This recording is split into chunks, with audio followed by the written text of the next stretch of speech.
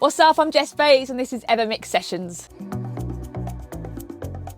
So my parents have always been, like, I've had music around me for my whole life, but it was more your sort of like Stevie Wonder, that kind of Lionel Richie, like proper 80s, 70s music, which is why a lot of my sets now have got that throwback like influence in them. I guess I lived and breathed it with my parents, and then just started going out to raves, and then stumbled into the Defected Tent at We Are Festival, and then I like drum and bass and dubstep, so now to be ending up here writing dance music, it's just like the strangest flip, but it just shows that I like all genres. But yeah, that Defected stage for me just blew my mind, and I saw my friend Sam Divine DJing as well, so to see a woman as well DJing for me made me realise that, oh, DJs don't just have to be a bloke. So it made me think, that's what I want to do, and then I went and did it.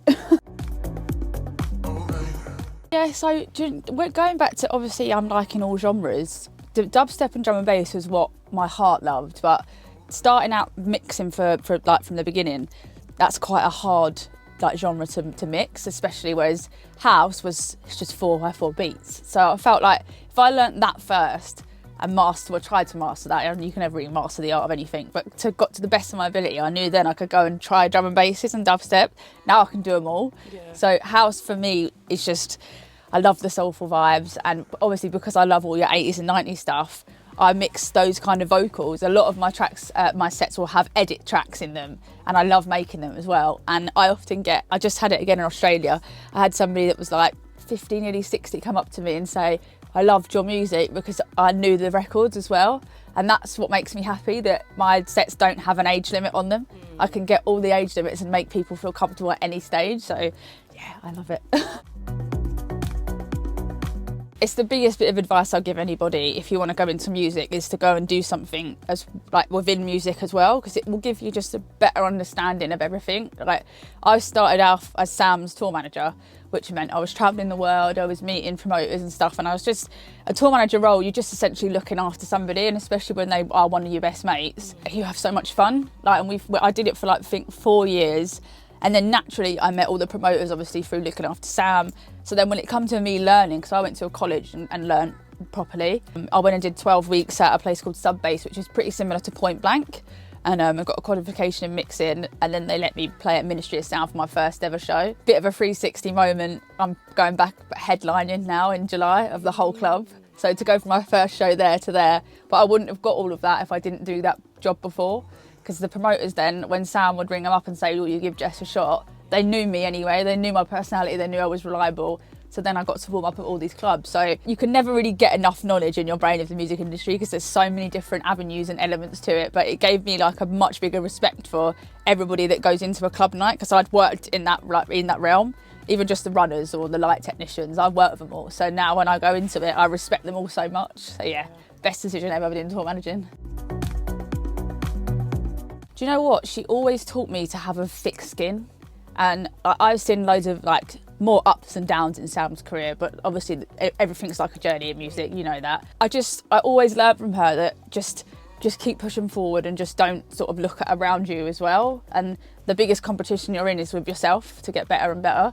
And that's something that she taught me, and just to have a thick skin, because there's been so many situations maybe where I haven't got the show that I wanted or anything, but because I always was prepared that there are going to be ups and downs in the music industry, it just took it on the chin. Whereas some people, that can completely knock your confidence, but because Sam told me that it's going to happen, good and bad days, I was ready for it. So the first show I ever played was Ministry of Sound. That was the first time I ever touched decks outside of a studio setting.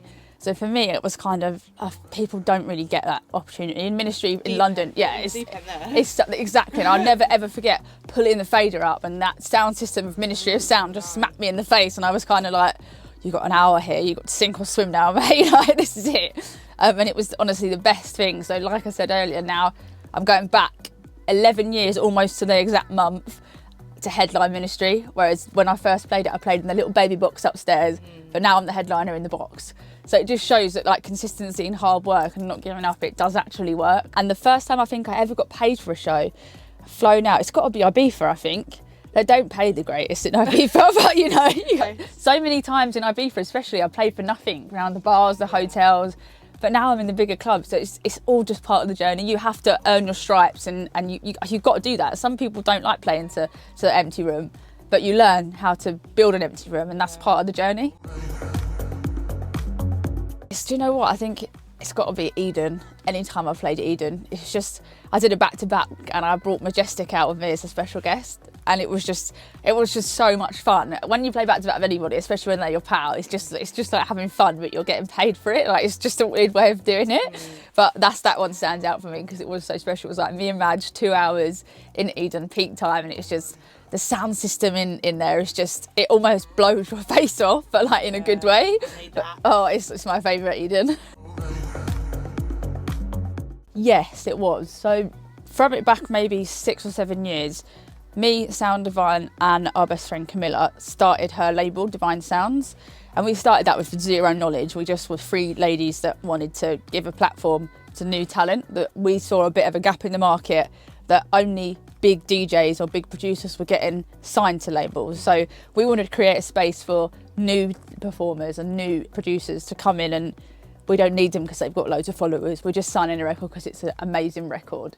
So I think from doing that for 4 or 5 years, it gave me that little bit of hunger in myself that I wanted my own one day. So then when I felt like I had enough confidence in me to go and launch my own one, I'm signed to a label called Good Company. And Anton Partridge, who is the owner of Good Company, he created Fisher's label, Catch and Release, and that's a part of that label. So it's kind of like Warner will have sub-labels under it and stuff, like Polydor under Universal. So he looks after Fisher's one, and he put the offer to me and just said, look, do you want to start a label? Because we'll do it with you.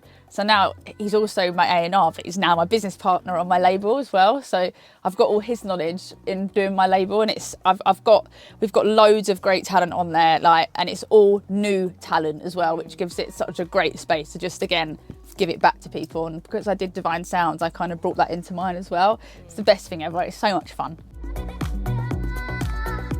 So the first time I ever stepped foot in a studio setting like this, I was just hanging out with my friend Sammy Porter, who is one of the Love Juice guys. And it was like 1 a.m. in the morning. We were just literally chilling and catching up. And we ended up then just jumping on. And he said, do you want to try and write something? Because I knew nothing about production, but I always knew I wanted to get into it.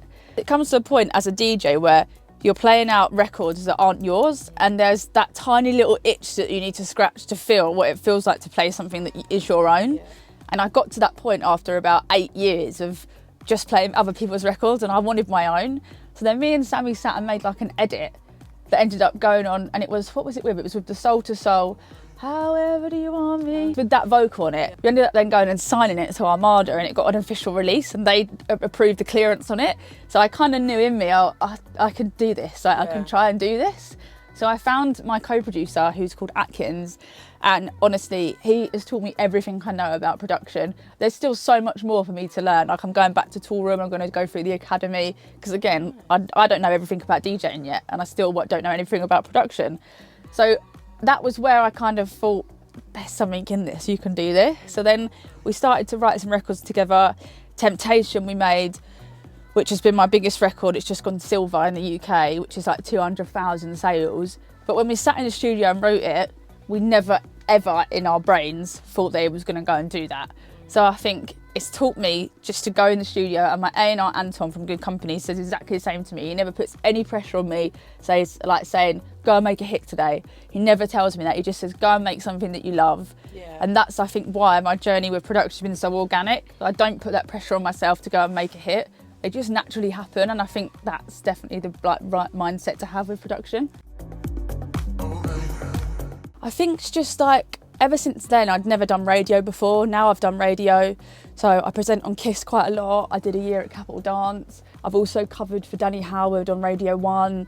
So I think for me, it was just, even from back then, now I've opened up my skill set and I want to do more radio and I'll do more production, because back then I don't think I'd ever done a record, ever. So that was still just me playing out other people's records. Yeah. But now, I guess, fast forward, it just feels like now I just don't ever say no to anything. Like, I'll always try everything once. But yeah, the main focus for me, I think, is I'd love to get a radio show back, because I've got such a passion for it.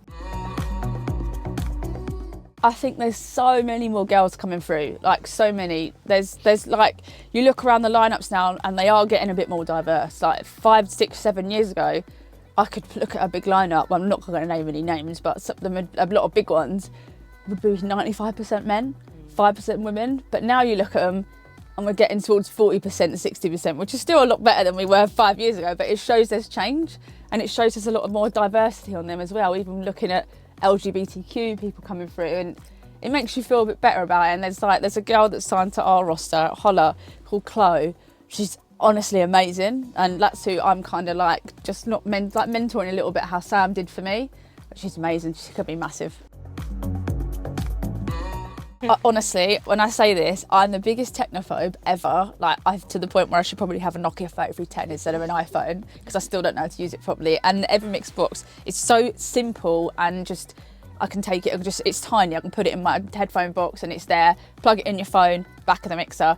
So easy. Like, I've looked at so many different recording devices, and I look at them and they look so alien to me. Whereas this one, the sound quality on it is perfect. Like, I've never had any issues with it, and the team here at Evermix can always help me out if I struggle to use anything on it, which I haven't, by the way. So yeah, I recommend getting one because they're bloody brilliant. Yay.